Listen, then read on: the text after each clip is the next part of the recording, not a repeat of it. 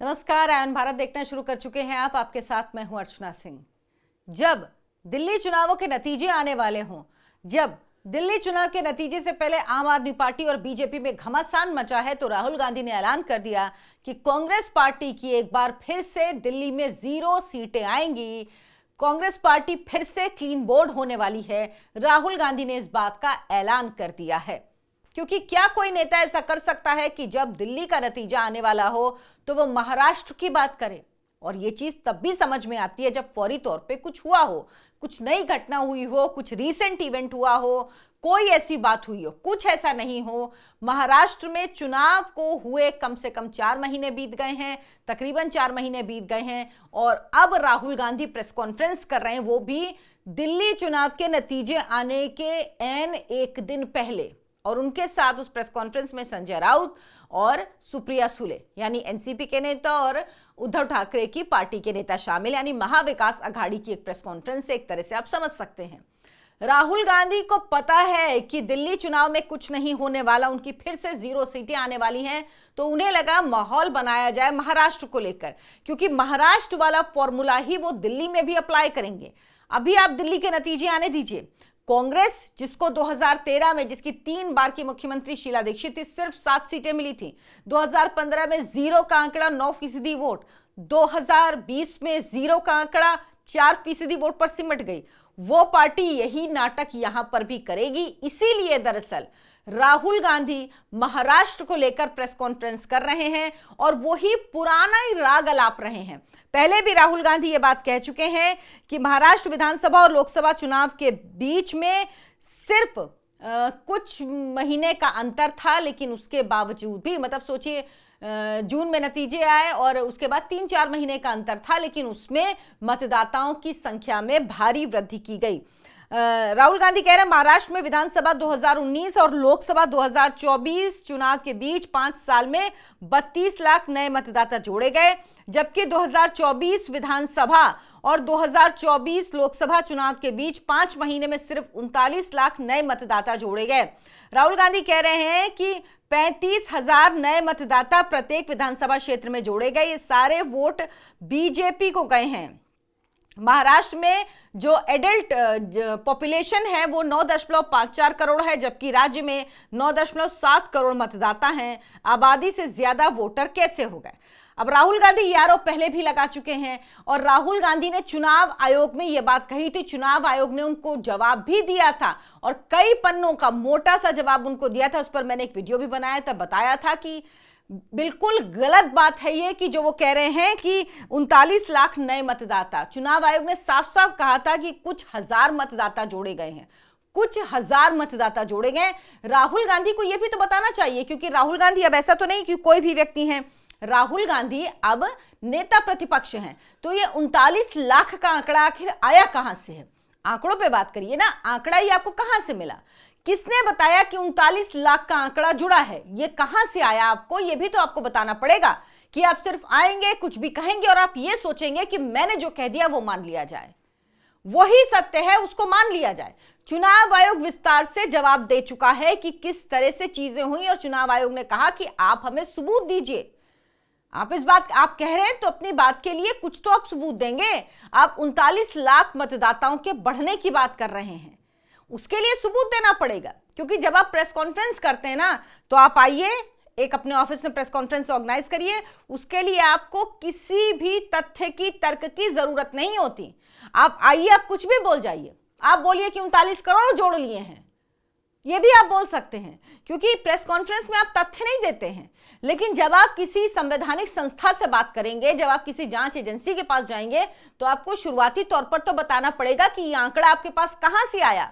खास तौर पर तब राहुल गांधी को जिम्मेदारी का एहसास होना चाहिए जब वो नेता प्रतिपक्ष हैं। लेकिन राहुल गांधी हैं। राहुल गांधी में सेल्फ इंटाइटलमेंट की भावना इतनी अधिक है कि उनको लगता है जो मैंने कहा वही ठीक है, उसी को सबको सच मान लेना चाहिए।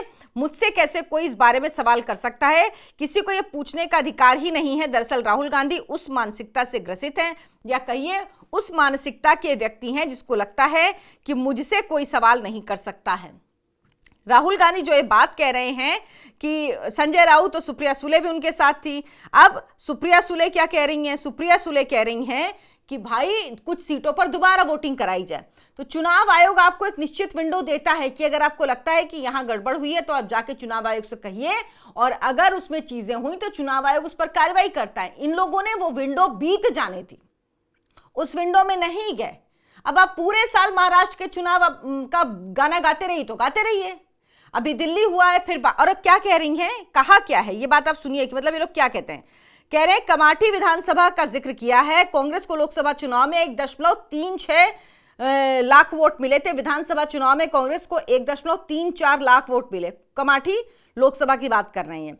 भाजपा को लोकसभा में 1.19 लाख वोट मिले थे, विधानसभा चुनाव में 1.75 लाख वोट हो गए। यानी नए वोटर ने भाजपा को वोट दिया।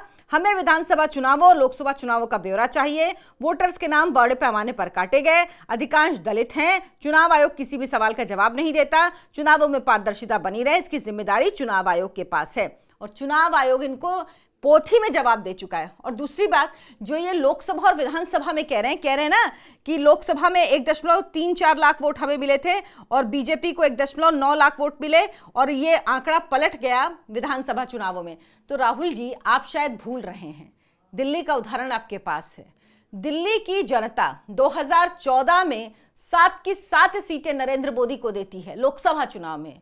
उसी विधानसभा चुनाव में उसी दिल्ली की जनता 2015 में, यानी फरवरी में हुए थे, 10 महीने बाद ही समझ लीजिए, 9-10 महीने बाद जब दिल्ली में चुनाव हुए तो 67 सीटें दे देती है आम आदमी पार्टी को, अरविंद केजरीवाल को। 2020 में आप आइए, उसके पहले 2019 लोकसभा चुनाव हुआ, 7 की 7 सीटें फिर से दिल्ली की जनता ने लोकसभा चुनाव में नरेंद्र मोदी को दी। लेकिन उसी के कुछ महीने बाद जब विधानसभा दिल्ली के चुनाव हुए तो उसमें लोगों ने 62 सीटें अरविंद केजरीवाल को दी और मात्र 8 विधानसभा की सीटें बीजेपी को दी। सोचिए, 7 विधानसभा में जीत दिलाने वाली पार्टी को सिर्फ 8 विधानसभा की सीटें मिली। 7 लोकसभा में जीत दिलाने वाली पार्टी को सिर्फ 8 सीटें मिली विधानसभा की। तो इसका मतलब क्या है कि गड़बड़ हुई है। अरविंद केजरीवाल कैसे जीत गए? मोदी जी ने यहां क्या कहा कि ठीक है, लोकसभा में मैं जीत जाता हूं, विधानसभा में अरविंद केजरीवाल जीतेंगे। ऐसा होता है क्या? ये कहां का आंकड़ा है? लोकसभा और विधानसभा का चुनाव अलग तरह से होता है, जनता अलग मुद्दों पर चुनाव देती है। लोकसभा के चुनाव में महाविकास आघाड़ी को बढ़त मिली थी, जिससे महाविकास आघाड़ी को लगा कि बस हम ही हम हैं। लेकिन वहां पर भी आप देखिए, लोगों का एक जो विजन है वो साफ दिख रहा था। अगर आप उद्धव ठाकरे की शिवसेना और जो शिंदे की शिवसेना उसमें देखेंगे तो स्ट्राइक रेट शिंदे की शिवसेना का बेहतर था। हाँ, बीजेपी के प्रति लोगों की नाराजगी थी, क्योंकि एक ये भी जो आपने नैरेटिव चलाया था, संविधान संविधान संविधान संविधान, तो वो संविधान आरक्षण खत्म कर देंगे, संविधान बदल देंगे, उसका असर हुआ, वो नैरेटिव चला। लेकिन बीजेपी ने आपकी तरह उसके बाद ना बहाना नहीं बनाया, क्योंकि अब इन लोगों ने एक नया ट्रेंड अपना लिया है। अब ये लोग ईवीएम की बात नहीं करते हैं, क्योंकि ईवीएम की बात कर करके थक गए हैं। सुप्रीम कोर्ट तक ने कह दिया कि भाई ईवीएम ठीक है, वीवीपैट की बात हुई, सुप्रीम कोर्ट ने कहा ठीक है, सब में वीवीपैट होनी चाहिए, और आप इतने बूथ की वीवीपैट गिनेंगे, वो गिनी जाती हैं, और आज तक उसमें 1% भी इधर उधर रिजल्ट नहीं गया है, एक्यूरेट रिजल्ट आता है।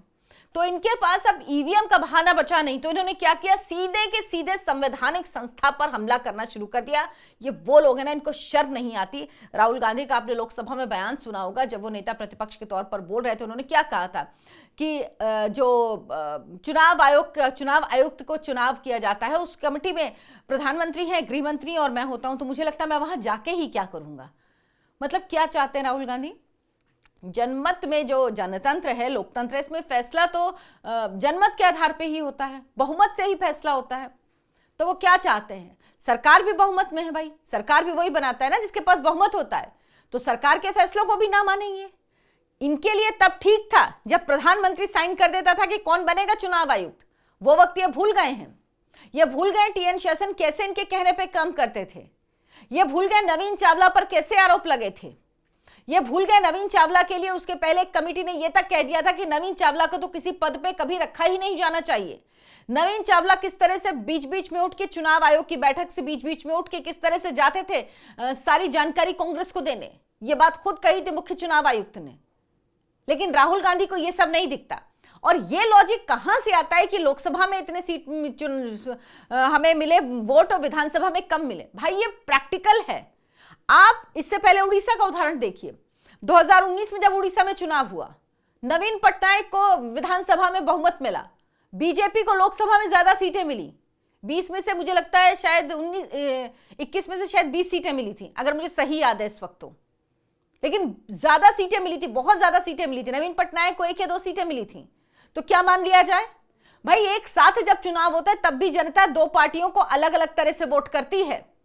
फिर उसके बाद जब कुछ दिन बाद हो रहे हैं और लोगों का गुस्सा था, एक ये कहा जा रहा था, लोगों का एक गुस्सा था जो शिवसेना टूटी, या उसके बाद जिस तरह से ये बात कहा गई कि आरक्षण खत्म कर देंगे, इसका ये बहुत नैरेटिव चला। लेकिन काठ की हांडी बार बार नहीं चढ़ती। लोग उसके बाद समझ गए कि भाई आप कर क्या रहे हैं, इसीलिए लोगों ने आप पे भरोसा नहीं किया। और इस बार बीजेपी ने ग्राउंड पर काम किया है। राहुल जी आप ये बात समझिए, ये नैरेटिव बनाने से पता है दिक्कत क्या है? दिक्कत यह है कि अगर आप ये मानेंगे ना कि आपकी वजह से हार हुई है, तो आपको जिम्मेदारी तय करनी पड़ेगी। आप ये स्वीकार ही नहीं करेंगे कि आपकी हार अपने कारणों से हुई है, किसी चुनाव आयोग, ईवीएम या थर्ड किसी रीजन से नहीं हुई है, तो आपको फिर जिम्मेदारी तय करनी पड़ेगी। और जब जिम्मेदारी तय होगी तो फिर वो लाइन कहां तक जाएगी? राहुल गांधी तक जाएगी। इसीलिए भैया इन लोग क्या बन गए हैं कि अपने सर ढक लो, रेत के अंदर चले जाओ, देखो ही मत कुछ, कह दो हम इनकी वजह से हारे हैं। अगर ये ठीक होता तो भाई ये बता दीजिए, फिर 2014 में क्यों हारे आप? आपकी ही सरकार थी। 43 सीट पर कैसे निपट गए आप भाई? तब कौन सा नरेंद्र मोदी चुनाव करा रहे थे? तब कौन सा चुनाव आयुक्त आपके नहीं थे? तब कैसे आप 43 सीट पे निपट गए थे? तब भी आप 43 पे निपटे थे। इसीलिए इन बहानों को छोड़कर आप काम करना शुरू करिए। उन चीजों पे सोचिए कि क्यों जनता आखिर आपको वोट नहीं दे रही है, क्यों जनता कांग्रेस पार्टी को पसंद नहीं कर रही है, क्यों जनता आपसे नाराज है। अच्छा, इसके बाद अब क्या कहा संजय राउत ने? संजय राउत कह रहे हैं कि 39 लाख फ्लोटिंग वोटर हैं। ये जो 39 लाख जो आंकड़ा कहा है ना राहुल गांधी ने, कहां से लाए पता नहीं, कह रहे हैं फ्लोटिंग वोटर हैं। अब ये वोटर बिहार जाएंगे, नहीं समझ रहे हैं, क्योंकि इस साल के अंत में बिहार में चुनाव है, फिर वहां से उत्तर प्रदेश जाएंगे। मतलब हद कर रहे हैं ये लोग, कह रहे हैं फ्लोटिंग वोटर हैं। इन्होंने महाराष्ट्र में वोट किया, अब ये बिहार में वोट करेंगे, फिर ये यूपी में वोट करेंगे। अरे भाई, तो अगर ये फ्लोटिंग वोटर हैं तो बीजेपी इन फ्लोटिंग वोटर से बाकी जगह के चुनाव क्यों नहीं जीत लेती है? कर्नाटक में आपको क्यों जीतने दिया, या आपको तेलंगाना में क्यों जीतने दिया? हिमाचल प्रदेश में क्या है फ्लोटिंग वोटर ट्रैवल नहीं कर सकते, जा नहीं सकते? ये फ्लोटिंग वोटर क्या केवल महाराष्ट्र रहेंगे, बिहार रहेंगे, उत्तर प्रदेश रहेंगे, बाकी कहीं नहीं जा सकते? आपके हिसाब से जब ये महाराष्ट्र जा सकते हैं तो कर्नाटक भी जा सकते हैं, जब महाराष्ट्र जा सकते हैं तमिलनाडु भी जा सकते हैं, जब महाराष्ट्र जा सकते हैं तेलंगाना भी जा सकते हैं, कहीं पे भी जा सकते हैं, जब महाराष्ट्र जा सकते हैं पश्चिम बंगाल भी जा सकते हैं। लेकिन नहीं, सुविधा के अनुसार बात करेंगे। और सुप्रिया सुले तो कह रही कि कुछ सीटों पर फिर से वोटिंग होनी चाहिए। देवेंद्र फडणवीस क्या कह रहे हैं? देवेंद्र फडणवीस कह रहे हैं कि राहुल गांधी कवर फायर कर रहे हैं। 8 फरवरी को दिल्ली चुनाव के परिणाम आएंगे, इसके बाद उनकी पार्टी कहीं नहीं रहेगी। वो कैसे कुछ बोलेंगे, कैसे नया नैरेटिव बनाएंगे? राहुल आत्मचिंता नहीं करेंगे, बस झूठ से खुद को सांत्वना देंगे। ऐसे में उनकी पार्टी का पुनरुद्धार संभव ही नहीं है। और यही बात बिल्कुल सही है। दरअसल राहुल गांधी कांग्रेस पार्टी की हार जानते हैं। उनको इबारत लिखी हुई दिख रही है दीवार पे कि किस तरह से कांग्रेस पार्टी हारने वाली है दिल्ली चुनाव, 0 सीट आने वाली है। और राहुल गांधी ने, याद होगा आपको, बोतल में पानी लेके घूमे थे कि ये जहरीला पानी केजरीवाल जी आप पी के दिखाइए। अब केजरीवाल जी हारेंगे, बीजेपी जीतेगी, तो फिर राहुल गांधी किसकी तरफदारी करेंगे? क्या कहेंगे? फिर भी गलत है, क्योंकि उनको तो 0 सीटें आ रही, उन्होंने खुद बता दिया, वो खुद ही कह रहे हैं। अब चुनाव आयोग क्या कह रहा है? चुनाव आयोग कह रहा है, उसने कोई बयान नहीं दिया, क्योंकि चुनाव आयोग पे आप आरोप लगाते रहिए, चुनाव आयोग तो आके कुछ कहेगा नहीं। चुनाव आयोग ये तो कह नहीं रहा कि भाई हम तो आपको पूरा इसका पोथी जवाब दे चुके हैं, विस्तार से बता चुके हैं कि कितने वोटर बढ़े हैं, किस विधानसभा में बढ़े हैं, किस तरह से बढ़े हैं। और 39 लाख नहीं, कुछ हजार वोटर बढ़े हैं। लेकिन राहुल गांधी सुनने को राजी नहीं। अब एक्स अकाउंट पे क्या कहा है?